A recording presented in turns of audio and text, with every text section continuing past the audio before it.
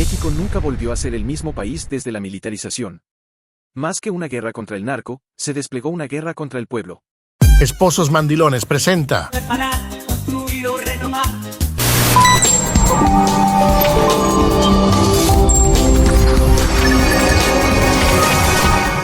Los militares en México tienen cada vez más poder, ya no solo monopolizan la gestión de la seguridad interior como si fueran policías, sino que operan obras de infraestructura, aeropuertos y puertos como si fueran ingenieros o burócratas.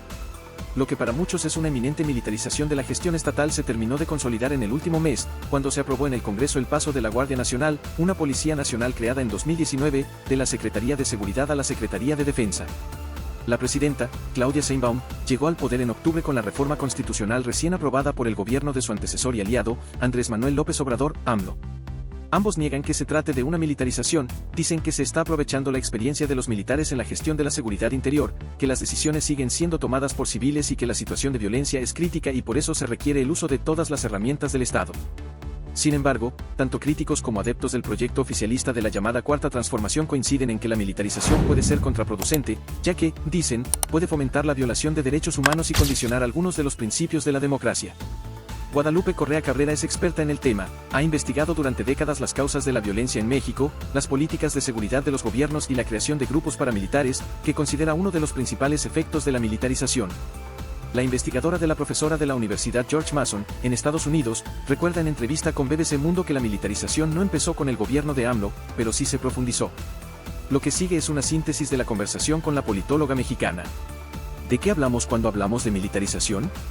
Es un proceso que empieza formalmente a finales de 2006, después de un proceso electoral muy complejo, porque se puso en duda el resultado electoral.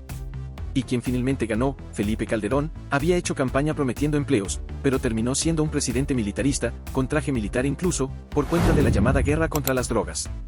A partir de ese momento, México nunca volvió a ser el mismo país. Porque más que una guerra contra el narco, se desplegó una guerra contra el pueblo. Si tú dispones al ejército a hacer operaciones no convencionales de seguridad interior, estás creando un enemigo interno. ¿Cómo se llega al momento actual? ¿Acaso el proyecto de AMLO es una continuación del modelo de Calderón que tanto criticó desde la oposición?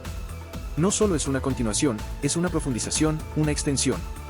Desde la Revolución Mexicana el ejército estuvo en los cuarteles por mucho tiempo, pero por el tema de las drogas ha ido saliendo hasta que se llegó a que durante el gobierno de AMLO, no solo los militares están encargados de la seguridad interior, sino de otras cosas de gestión estatal.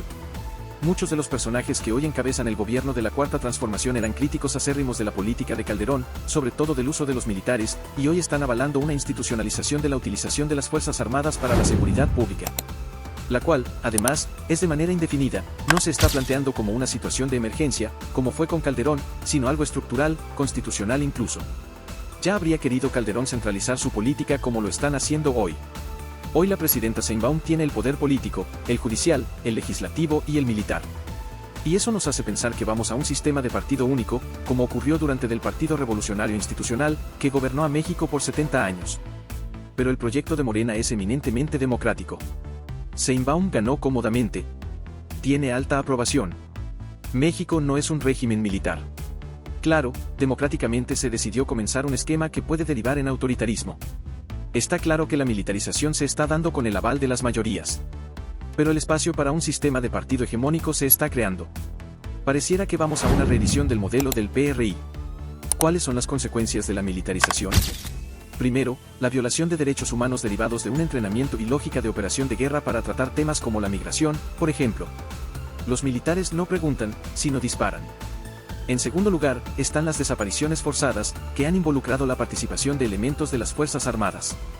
Tercero, una consecuencia hipotética sobre la democracia, la militarización les da a los militares la capacidad de organizarse para ponerse en contra del gobierno de turno.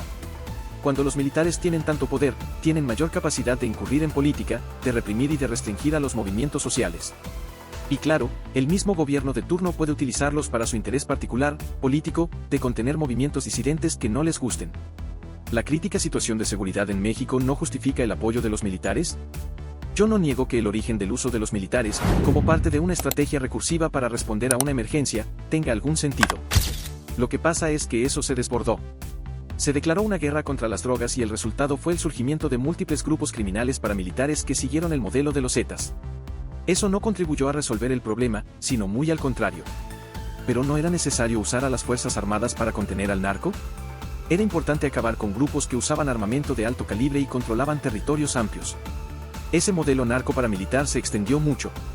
Era una situación muy complicada para la gente, para empresarios, para políticos. Y muchos de los policías y los militares estaban involucrados en la red criminal. Y para eso claro que se requería, digamos, una respuesta fuerte.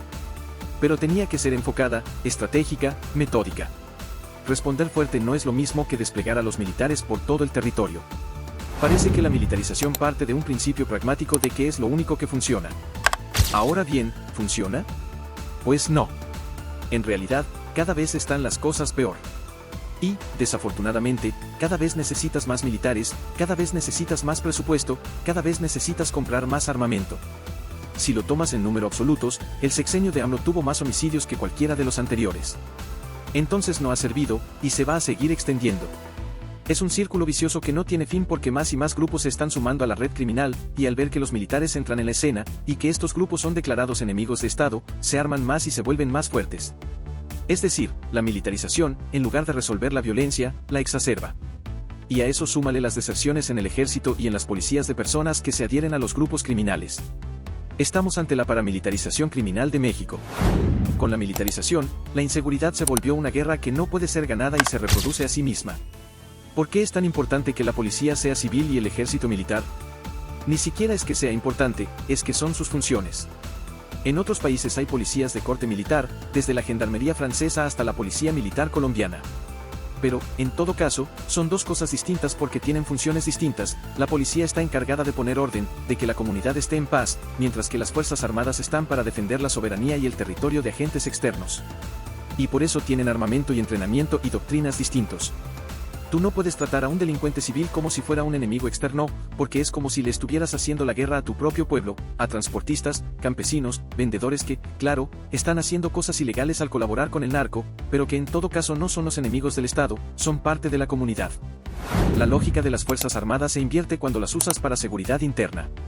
Con la militarización le estás declarando la guerra a tu propio pueblo. ¿Por qué la militarización no fue un tema recurrente de la campaña electoral que ganó Sheinbaum? ¿Acaso es algo que no les preocupa a los mexicanos? Es complejo, son muchas cosas. La situación de seguridad es grave y la gente, con razón, está desesperada. La corrupción en las policías es enorme. Muchos sí ven esto como la única solución. Pero el gobierno falló, AMLO le falló a su pueblo, al no pensar en una alternativa para recuperar a las policías y para evitar la reproducción de esta guerra.